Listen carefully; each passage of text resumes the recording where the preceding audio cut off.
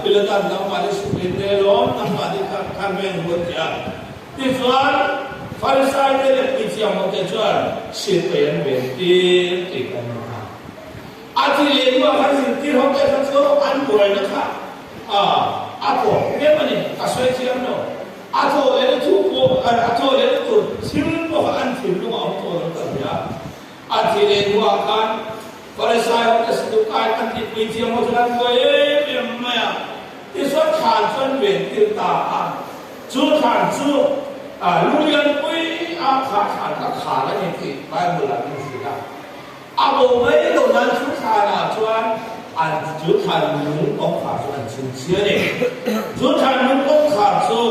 an chin chia si pe te lu tak men renga ma than som ni pale kan chia chuan.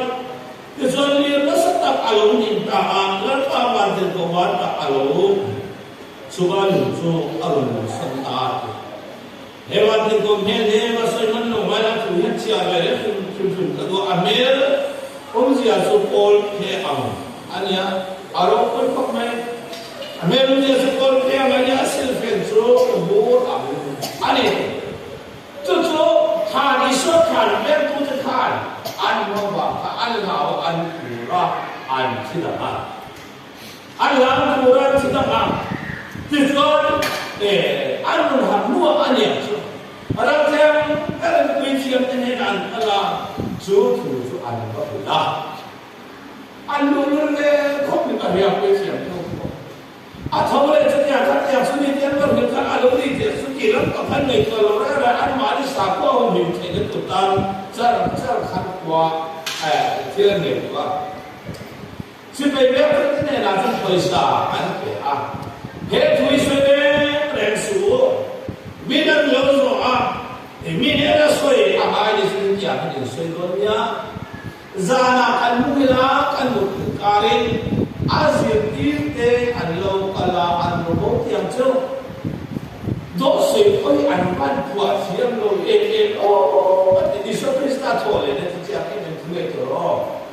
zana kan mutkarin nanti apa yang suwe model tiada ni loh, itu kap off frame dah cakap dia masa kata frame dah cakap tu maka tu kata sebenarnya kan mula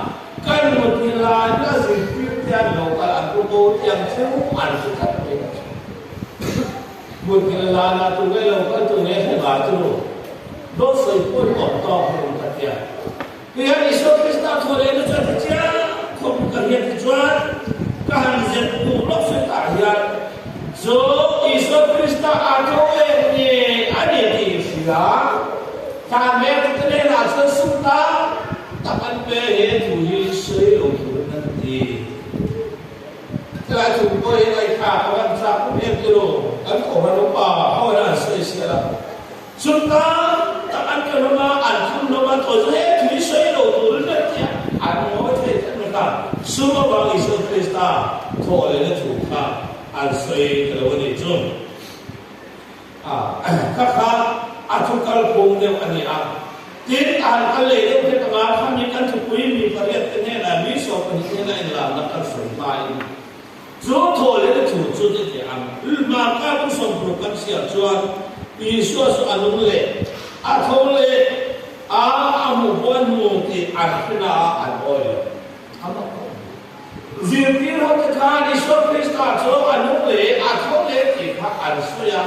al-oil itu kan. Katole itu nanti zirtir mui katole itu kan al-oil ada. Cuma cara cima anu kita kerja dulu. Itu pun oil itu lomut mui mui. Yesus Kristus itu pesan mui mui. Yesus sesuai kam, jangan makan air lah. Jumlah buan singa mi pajiran ram tanah antalain. Berdalam dengan nena, ayah oleh izin kita nena bagi rasul uposo antia atau Islam ram tanah kalau nanti imam atau kuasa kami kata Yesus Kristus oleh itu sama Adam itu tua kawan itu ada. Lepas itu tua oleh itu lebih tak menjadi kan sema tua oleh itu bang tuan munsop ani apo lawi mi parli din ani mana mi pariyat ne na ai lara ai lam na chan khat bin jina kan le khaber tu joni apa na tuan mari ma ini ramai pasukan anu tua mune na khai lara ni ti ah sesuatu yang lara chane mi sudah terima mi pakat pakai min tu satu mana awal tu pakai lagi lah ini yang akan tu dan third yang diulang dia dan mereka tu buat kami men isu lara koi buat kami men buat dan third yang diulang dia kan kasih apa yang lupa kalau tu kasih tentang tu mari mak jadi ini ada ai la cho ai la nó chân suy thì luôn lên em mày chứ em nói cái la em nói cái mà cái đi nó sẽ ra đây là anh chỉ chuẩn đó cái chỗ anh mình cũng cần phải anh mình cũng mà cho mày sẽ là nghiêm chi anh này mày sẽ là nghiêm chi anh nhá khá mình thúng chờ tập này khác lần bài số Krista thôi là vào cái alom toloi mi zong zong ama ang khat kan nei thai na tur ta na so Krista sumani ma ni na ni ai la me an tia chu mi thai kha sui da na ni ti so ka kha chu ka san wa ya kan kan ma in ma le ma dri na sui le lo ka duwa ma le ma dri chi Yesu Krista te wa om lo thai lo apa chu ka ram wai ka sari ano chu asap Azir hote pikir teh Cina mau pasal lom tiap orang akan nampak kan itu atau lorep. Masih mari Cina orang tu Yesus Kristus akan berjaya lupa. Atau le arti kata orang jauh pada macam. Masih Yesus orang nolpore Yesus orang boleh turin fatir akal tidak. Yesus Kristus boleh itu masa. Yesus Kristus nak membela semua. Orang boleh kesong satu malam satu lain. Mari berdiri sedamai sabda meja. Tapi thode ni orang kita melayan orang hati kan cilumayan mari. Yesus Kristus melayan cilung ini hilang. Yesus Kristus kandena nung in ay laro sa ilong titikha asoy berdua. Yesus na po ang takarun na mari Yesus ay par alam pa. Yesus Kristus mari muda tuhuan putian siya inang. Hetu kasihan niya ano namin sare. Nazaret Yesus Kristus sinene atau kan lerpai. Nazaret orang uyan tu tiada cia sinene kan buang dia. Abu sang deu tu yang ayat Tuhan NBC kebahagiaan terungai kerja. Tidak tahu kan lerpai Yesus Kristus himarin amudan kesatuan. Buat putian cia inamu. Amudan lawan tete rule.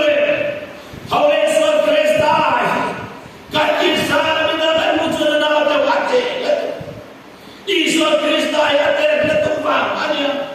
kau ramai orang ramai tingkat firman yang terjadi maksud hidup. Kita anak cina ni tahu Yesus Kristus ye, dua dia yang tu dia ciam ni, mirim kecuali yang letupan tu, kerana kecuali suno kat, tu apa pun terlalu kerja. Tahu Yesus Kristus akan kemudian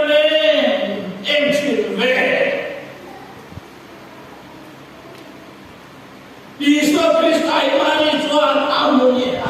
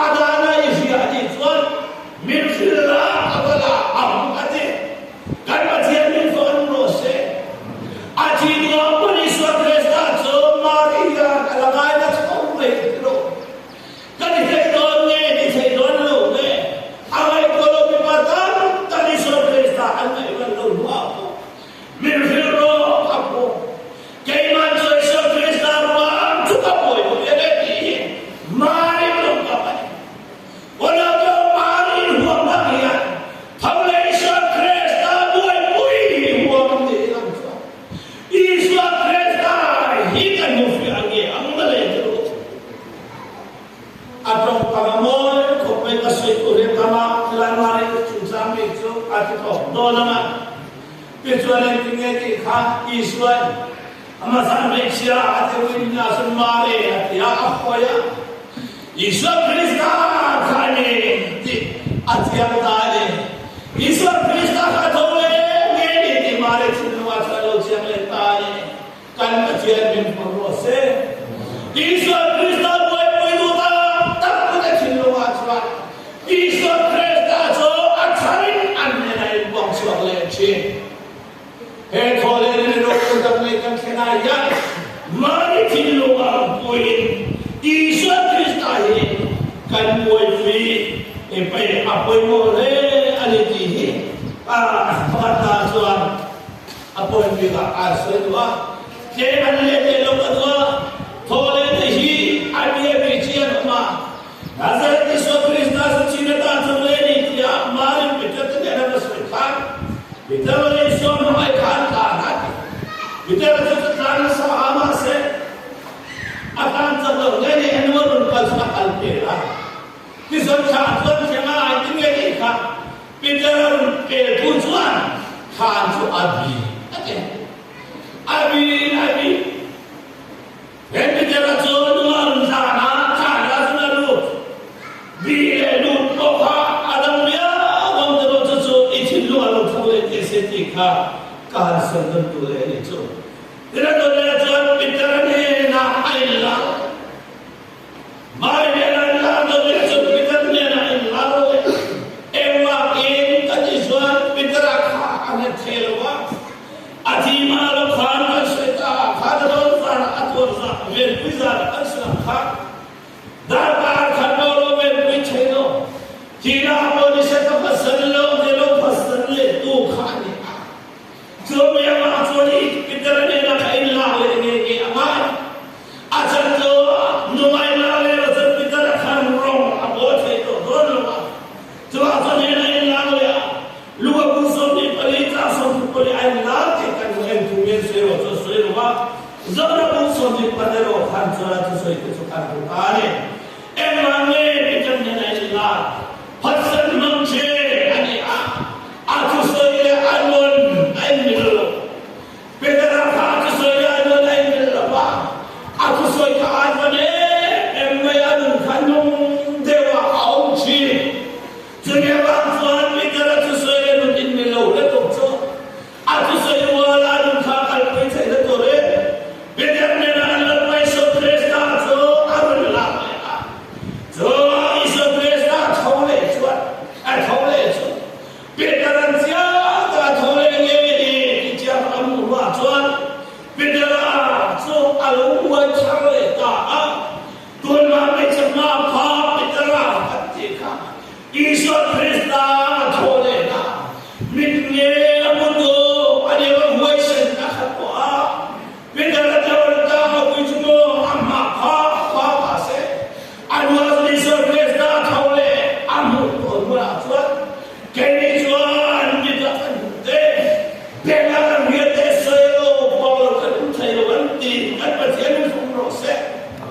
Yesus Kristus tidak dapat oleh bendera ilah Tuhan bendera itu anulai aku saya apa ini anulai itu saya kah ayu wala akal sampai pemelawak amal apa hati mari manusia tak bendera itu tahu Yesus Kristus merah Tuhan Yesus Kristus tanah Tuhan letting zawati kalau tantane tahu Yesus Kristus itu saja kan mujian tak tadi Tuhan kan mujian tak tadi Tuhan kan mentu mintange amkikan emang Yesus Kristus kan itu awak tidak mengatakan hija apa Yesus atau ikan dia masa Yesus Kristus kan mujian ciloni dia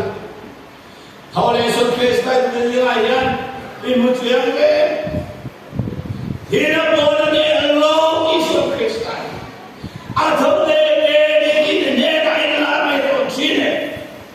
dia utama dia berikan makan akan dia bisa mati chinwa kan ngai tua tharapai mo khopmai kuna kan sa khopmai dijona pathumna chuan imau kal pama zin ani dinen ai lao ya ekang mo he dinen la ati kon hemi dai Jerusalem la takalani Jerusalem kal sante di kan chinno achan na no se Isore dinge di ka Jerusalem lo chua san su uatia ma senal pa ka ti ko si a tule imau walam pani e wazin pani de Jerusalem nas zaman al-zin kan sadwa ta sarwana kan sadwa tuan Iso Krista zaman al-zina Iso Krista kan zaman al-zina Iso Krista zaman al-mali uzram ikurin al-zina Isoan tuloy mahal kama kuazin pani dene nakini Iso Krista Allah tekan mua tetu zaman lawe hemi kahiya Iso lena titi na tuwa cia Iso Krista ka zaza anin cia zone ni kan takai mua kanan kaya Iso Krista na tusoy al-benda dia masih antinua sudah mula tahu le do da dia zumi jung za zo ni kan sui lai me le di sa kan lo zo le chin masih so tu sui le chin lo ya telo tu dia zin di ta zin ta ni ba zumi de juan lan bai so Krista ana reno ta pa anu ni ki ka dia Iso Krista Imam kalau kuazin pani kene na chuan kanal bai so Krista so kha kuazin pani te mu thai nge re lao ni ki kan huane kan pasien phong lo se choi ta na kuazin pani ke an mu vel hale so Krista la na so an mu ne nge ti kha an zin lo ma khan an kal chum zam ze ze po Iso Krista la mehto ai la na pia dan no ya da lanse kuazin ya azin tum nge ka shiko ba so thau Iso Krista illa no mutu te ya ba ni tinge ki kha Iso Krista anwa kanna ba Iso Krista ne kha ni ya ya azin no tu an chula Jerusalem la ba le ni kan bone kan pathian from lo se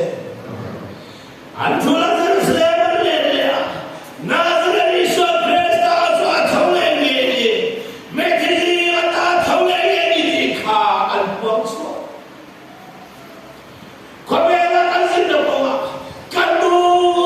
kan nu thaya kan na dai ma ne ko da kan ko sa te oli so he thole Iso Krista ko na inula illa lo ne me te Iso Krista ada ko garan until itu tulmai anta sanchina anmani ma qasiyana so azawakchi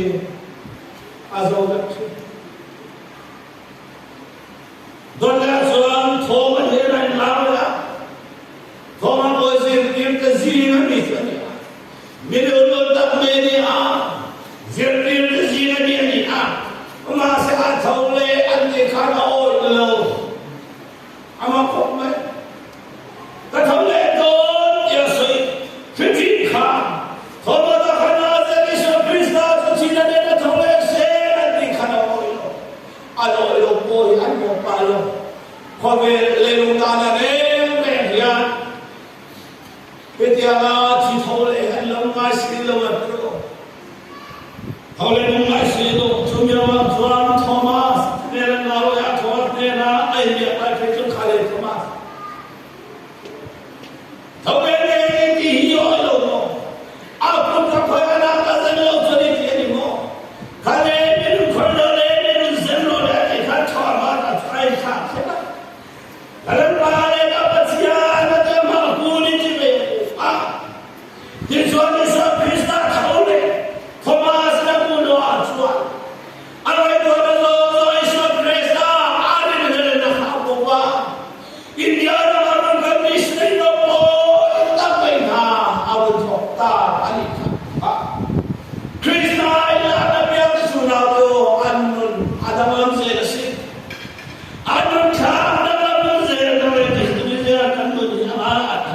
memle len ko ni se kare nai amang re maya atok kara to maya ami mai hola na sukan sei pacha kan sei ne ado le chuan te ko kon hen ai lara te betia ke lo ko le na ko lara te ko ko so to la ta chum ni siam ta ani ve chuan to tam nei ve ani a te chuan ni ka tin zo kala ko han ho ta na mi no sa ko ho lo ti no da to ne chi masala kan ni ta an te chuan Isor Krista ane la hua chuan a chuan zong da em ba lo te an ni ka chuan do ni chu Isor Krista lo te ma chuan to ka nei lo tin til ko ko ni la ma po ti ko ko la no chu tha dang la min alo ta are te chuan a ko lo me zip ye so ka te na Isor te la le a te kan mu a ai la le khane nge an kha kai la ma Sumanu macam Brian Oman Mama. Dunia waktu Yesus Kristus sendiri bukan itu Amerika. Itu bayi camuan itu macam rosé kan macam itu rosé. Kapal mau dari Yesus Kristus camuan ini nak macam rosé dia. Amma zobat nak dia bukan sebuah jempol bukan suam mamlo dari tu kapan nak tahu. Masuk Yesus Kristus dia